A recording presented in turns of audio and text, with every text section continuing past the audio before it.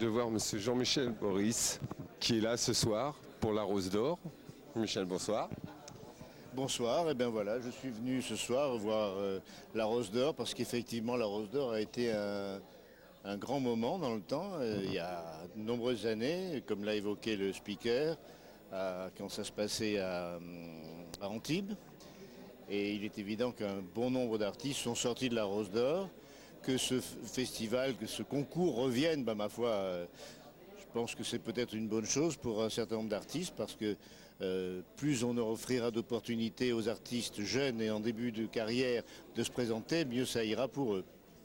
Oui, parce que je pense que je discutais tout à l'heure avec Alice Donat qui était en train de me dire par rapport à sa fille avec des histoires de Star Academy, Pop Star et tout ça.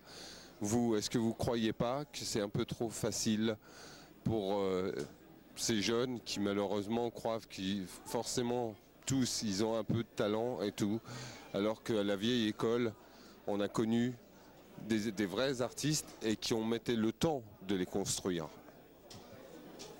Je crois qu'on fait vraiment une fixation sur ce système de la télé-réalité.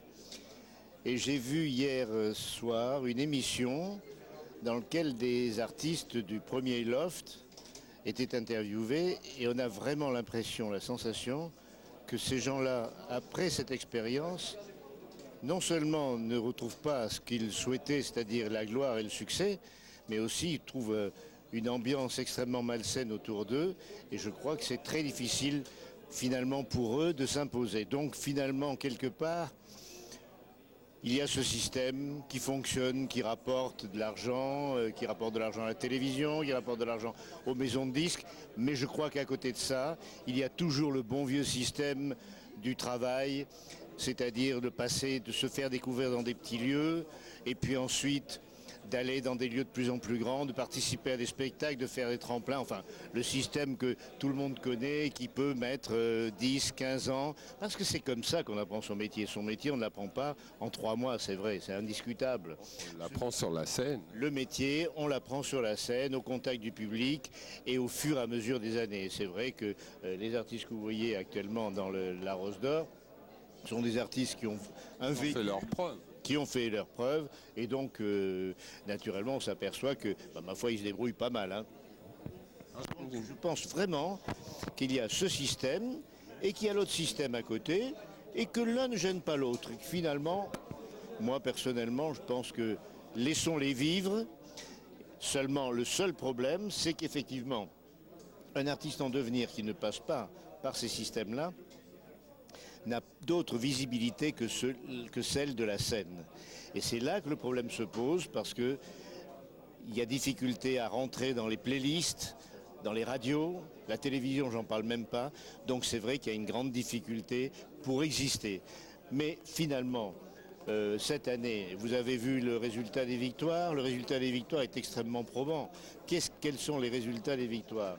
Vincent Delerme, Sanseverino, nominé Kerenan, Benabar, enfin vraiment des talents qui ont vraiment un grand avenir devant eux. J'ai aucune inquiétude, je pense que le métier continuera à nous donner des grandes satisfactions et que même s'il y a à côté cela cette fameuse télé-réalité, eh bien ne soyons pas inquiets, ne nous faisons pas de problème avec ce système-là. Il existe, mais il y a l'autre qui existe à côté, l'autre système qui existe à côté. Et je pense que vraiment, il y a encore devant nous beaucoup de bonheur à écouter un certain nombre d'artistes et des nouveaux artistes. Il y en a, croyez-moi, beaucoup. Et j'en vois tous les jours et j'en entends tous les jours, car même si je suis à la retraite, je continue à écouter des disques, à savoir ce qui se passe. Alors moi, j'ai la chance de vous avoir près de moi, ça me touche beaucoup parce que je voudrais savoir quels sont vraiment les meilleurs souvenirs que vous avez eus à l'époque de l'Olympia, mais de l'autre Olympia. Parce qu'il y a eu des méga stars américaines qui sont venues, il y a eu des très grands chanteurs qui sont toujours là. Alors je voudrais savoir un petit peu quels sont les souvenirs les plus importants pour vous. Vous savez, les souvenirs, j'en ai des milliers, parce qu'imaginez passer 47 ans de sa vie dans un lieu comme l'Olympia, vous pouvez vous rendre compte qu'à chaque fois, à chaque première, à chaque soirée événementielle, il y a quelque chose qui se passe, il se passe un événement, un artiste va rentrer en scène, va aborder le public.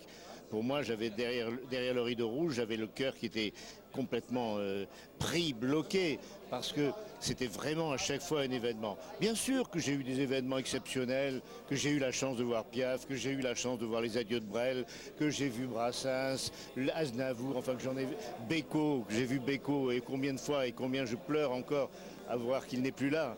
Mais franchement, et parmi les jeunes, des nouveaux talents qui explosent en une soirée, tout ça sont des événements. C'est vous dire que un événement en particulier, je n'en citerai pas, mais je dirais qu'une vie à l'Olympia, c'est une vie bien remplie, une vie de bonheur, de joie, et il n'y a que ça qui compte.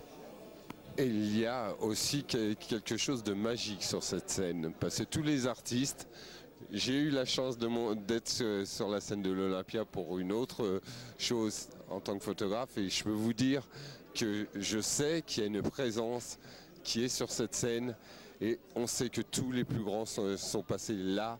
Ça a été une grande histoire. Je crois vraiment que effectivement l'Olympia est une salle vraiment très spécifique, mythique, comme je l'ai entendu répéter plusieurs fois ce soir, mythique et magique. C'est vrai que tous les fantômes des gens qui sont passés à l'Olympia et qui nous ont quittés, ils sont là, ils sont présents sur ce plateau. Et c'est ça qui apporte à l'Olympia cette espèce d'ambiance magique. Et puis, il ne faut pas oublier le fantôme de ce monsieur qui a fait l'Olympia, car il est là, vraiment d'une manière présente, vous ne pouvez pas l'imaginer. Bruno Coquatrix, exactement. Hein, c'est grâce à lui que cet Olympia est toujours là, car, croyez-moi, l'Olympia, il est fait de sueur et de sang.